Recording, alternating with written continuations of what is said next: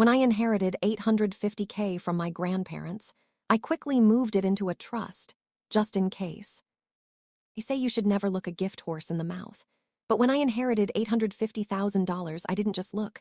I hired a team of lawyers to x-ray it. My grandparents' letter seemed normal, but one line sent a chill down my spine. It was a warning disguised as a blessing. So I moved it, lock, stock, and barrel, into an iron-clad trust. And what happened next proved my grandparents weren't just being generous. They were preparing me for a war I never saw coming. Hey, story lover. Welcome to the Narrative Hub, Reddit Stories. Believe me, this adventure gets wild, but it's only epic with you. Seriously, you make this possible. Want more stories? Greater adventure? Smash subscribe right now. Smash like.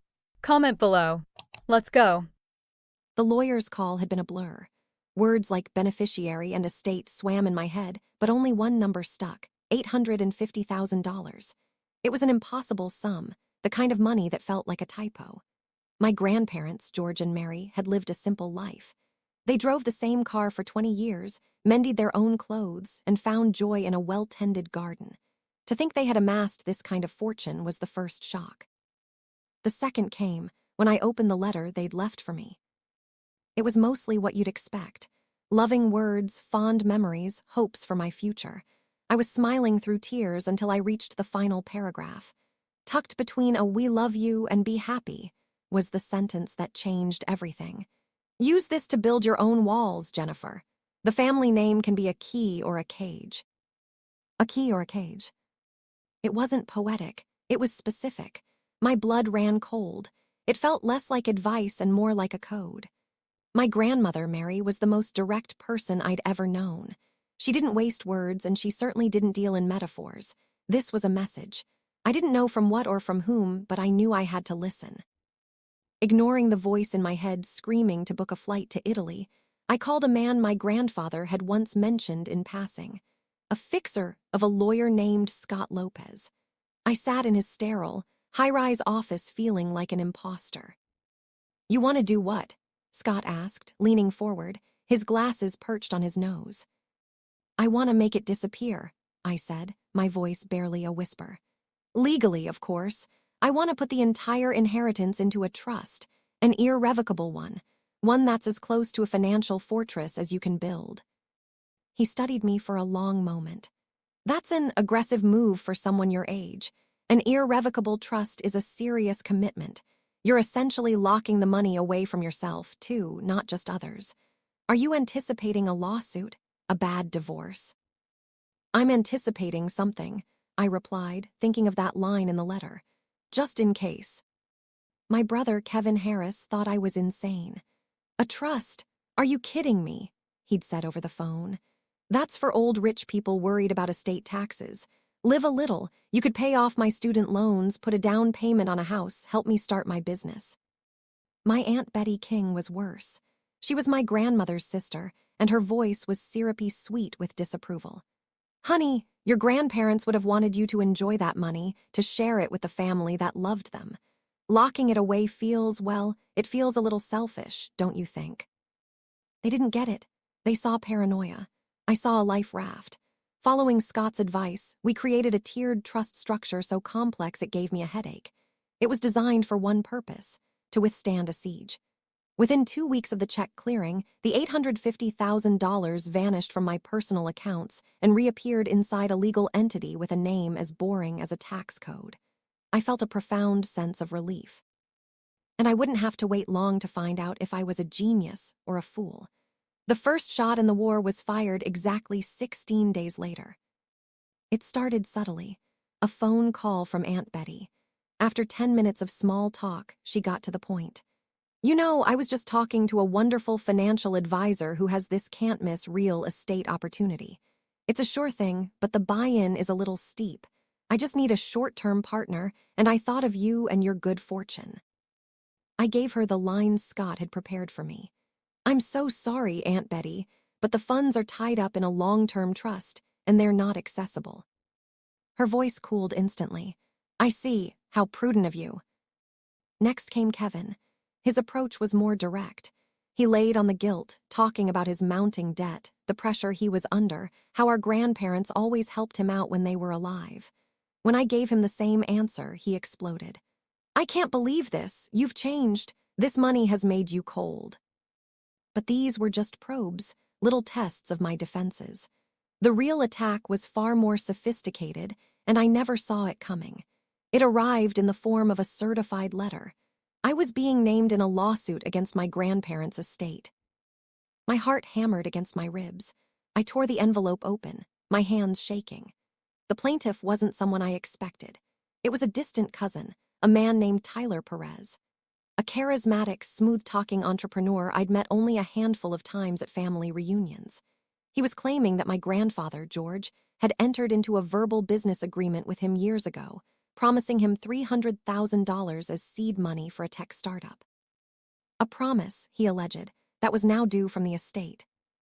I immediately called Scott. "It's a baseless claim," I said, packing my apartment. "My grandfather never would have promised him that kind of money." Scott was calm. "I'm sure he wouldn't have, but Tyler isn't just suing you, Jennifer. He's suing the estate. He's trying to intercept the money before it's even legally yours. This is a direct assault on the inheritance itself, but he's made a critical mistake. He waited too long. The money isn't in the estate anymore. It's in the trust." The trust, the walls I had built. But Tyler was smarter than we gave him credit for. His lawsuit wasn't just about the money. It was about pressure. The legal fees started mounting, and they weren't coming from the trust. They were coming out of my pocket, from my salary as a graphic designer. It was a war of attrition. He was trying to bleed me dry, to force me to open up the trust to cover the legal costs, which would be the first crack in the fortress. And then came the most devastating blow, the betrayal I never thought possible. At the preliminary hearing, my own family filed affidavits in support of Tyler. My brother Kevin, my Aunt Betty, they stood against me. Their statements were full of vague recollections of my grandfather always wanting to help Tyler and how he was so impressed with his business ideas. I felt the courtroom floor drop out from under me. It was a coordinated attack. Tyler must have promised them a cut. They saw me as the dragon hoarding the gold, and he was their knight in shining armor who would slay me and share the treasure. The word from the letter echoed in my mind: cage. The family name was a cage, and the bars were closing in. For weeks, I was in a dark place. The legal bills piled up. I was burning through my savings. I couldn't sleep. The family that was supposed to be my support system had become the enemy army at the gates. I almost gave in. I called Scott, my voice cracking, and told him I was ready to settle. "Don't you dare," he said, his voice like steel. "Your grandparents didn't leave you that money to see it carved up by vultures. That line in the letter, it wasn't just a warning. It was an instruction. They knew this could happen. They knew who these people were. We're not going to find the answer in legal documents. We need to find the answer in your grandfather's life." His words sparked something in me. My grandfather was a meticulous man. He kept records of everything. That weekend, I drove to my grandparents' now empty house, the key feeling heavy in my hand. The air was thick with the smell of dust and old memories. I went straight to his office, a small wood-paneled room where he paid bills and read the paper. I didn't know what I was looking for. A letter, a diary. For hours, I found nothing. Finally, defeated, I slumped into his old leather chair. My hand brushed against the underside of the heavy oak desk. I felt something, a small metal latch. My breath caught. I pulled it, and a thin, hidden drawer slid open with a soft groan. Inside was a single, worn leather ledger. I opened it. It was my grandfather's private financial journal, dating back 30 years. Every page was filled with his precise, neat handwriting. He noted every major expense, every loan, every investment. I saw the small checks he'd written to Kevin over the years for car trouble or rent. I saw the much larger sum he had given Aunt Betty's husband when his business failed. But then I turned a page and saw Tyler's name, and my blood froze. It wasn't one entry, it was dozens. It started 15 years ago with a $5,000 loan for a business venture. A few months later, another $10,000 for unexpected costs. It went on, a slow, methodical bleed.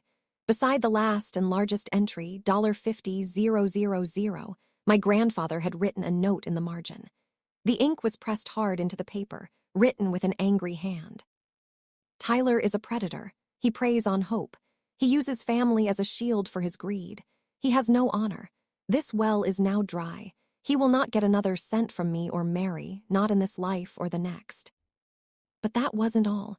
Tucked into the back of the ledger was a carbon copy of a letter from my grandmother, Mary, to her sister, Aunt Betty's mother. The letter was dated just after that final loan. "I am writing to warn you about Tyler," it read. "George and I have been foolish. He is a con man, plain and simple. He has taken a great deal from us, not just money, but our trust. Do not let him do the same to you. He is not to be believed." Aunt Betty knew. She had to have known. Her own mother would have told her. She knew Tyler was a fraud, yet she stood with him against me, because she thought he would win and she would get a piece. It was cutthroat. It was brutal. It was family. The next legal meeting was not in a courtroom, but in a sterile mediation office. Tyler was there, looking confident in a tailored suit. My brother and aunt sat with his lawyer, refusing to look at me. My lawyer, Scott, placed the ledger and a certified copy of the letter on the table.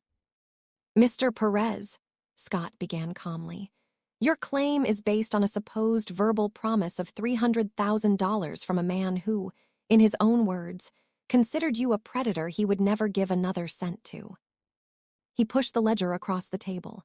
Tyler's face went pale as he saw his name and my grandfather's furious handwriting. Scott then slid the copy of my grandmother's letter in front of Aunt Betty. She visibly flinched, her face turning a blotchy red. "This lawsuit is not just baseless," Scott continued, his voice rising with controlled power. "It's fraudulent, and we have evidence that at least 2 people in this room were aware of Mr. Perez's history and supported his claim anyway. That elevates this from a civil matter to conspiracy to commit fraud." The silence in the room was absolute. Tyler's lawyer immediately requested a recess. My brother Kevin just stared at the table, his face a mask of shame. Aunt Betty looked like she'd seen a ghost. Within an hour, it was over. The lawsuit was dropped. Tyler Perez vanished from our lives, likely terrified of the criminal charges that could follow. The war was won, but the battlefield was littered with the wreckage of my family. Kevin called me once, stammering an apology that sounded more like an excuse. I told him I needed time, a lot of time. I haven't spoken to Aunt Betty since. Sometimes I look at my bank account, but I don't see the number. I see the walls my grandparents helped me build. The trust didn't just protect $850,000. It protected me. It gave me the security to fight back, to unearth the truth. It saved me from being consumed by the cage my family had tried to build around me. The inheritance wasn't the money. It was the warning. And the greatest gift they gave me was the wisdom to listen.